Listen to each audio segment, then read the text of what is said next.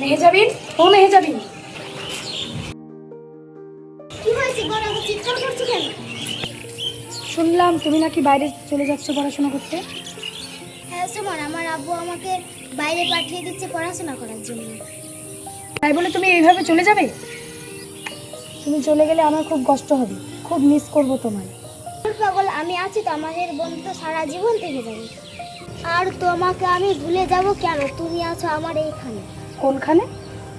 এইখানে। তবুও তুমি আমায় ভুলে যাবে না তো? মানে কি জানো, এসব ভেবে খুব খারাপ লাগছে। কোনো এসব না ভেবে মন দিয়ে পড়াশোনা করবে।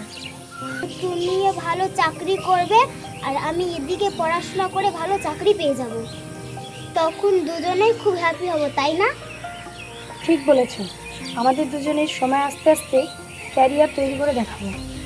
শোনো, কিন্তু তুমি আমায় ফোন করবে, আচ্ছা? তুমি কোনো চিন্তা করো না, আমি সময় পেলেই তোমাকে ফোন করব। তুমি ঠিকমতো খাওয়া দাওয়া করবে, কেমন? আর হ্যাঁ, তুমিও নিজের যত্ন নেবে। এসো আমরা দুজনে একটা ফটো তুলে নিই, যেটা আমার কাছে সবসময় থাকবে।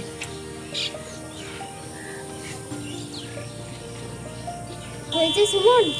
হ্যাঁ হয়েছে। আচ্ছা এবার আমি আসি, নাহলে আমার আব্বু অনেক খোঁজাখুঁজি করবে। তুমি ভালো থেকো।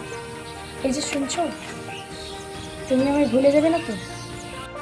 আর তুমি আমার হয়ে থাকবে তো? ধুর পাগল, আমি তোমার হয়ে থাকবো, আমি এখন যাই।